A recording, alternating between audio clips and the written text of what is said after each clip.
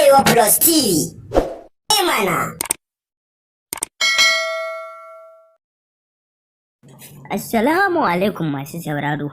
Barkanmu da sake kasancewa a daidai wannan lokaci mai albarka. Idan har yau ka fara shigowa gidan TV nan namu mai suna Arewa Plus TV, ka danna mana subscribe, ka danna mana ƙararrawar sanarwa. Mun gode. Idan kuma dama can kai ma abocin shigowa gidan TV nan namu ne, sai ka danna mana like, ka danna mana ƙararrawar sanarwa. Domin sani da zarar mun ɗora, sannan ka yi mana comment domin mu ji me ra'ayinka, ka yi mana like, ka haɗa da yi mana sharing.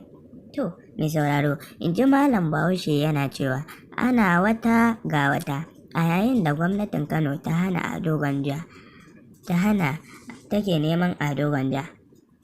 Sannan kuma ta hana gidan TV da yake ɗauke da Arewa da kuma gidan rediyoyi akan kan wanda ya karasa waƙoƙin Ado Gwanja, Chess da kuma War.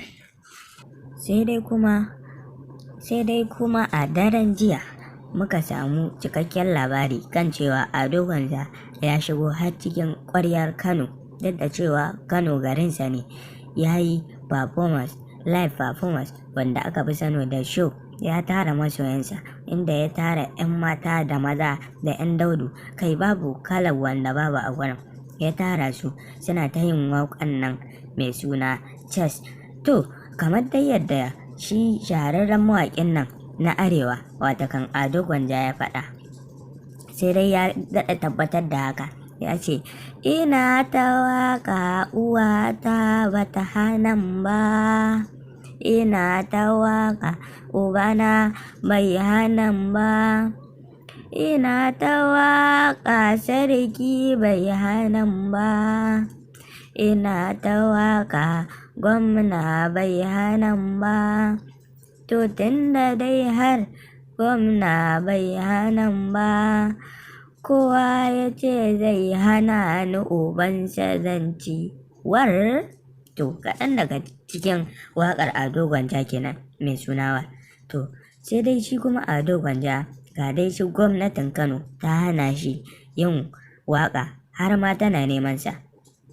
Ta ce in dai ya ƙara waƙa wadda ta yi salo da irin su Chess da kuma War, to komai zai iya faruwa. Duk da tana neman sa, har yau bai je ya tattauna ya ji ya za su bullo akan matsalan nan da take damunsa ba. Sai dai bamu sani ba, shin Ado Gwanja zai kai kansa wa gwamnatin Kano ko kuma ba zai kai bane.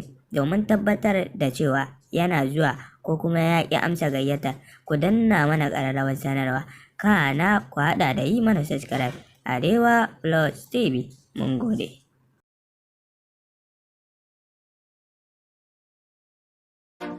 Arewa Plus TV. Mana.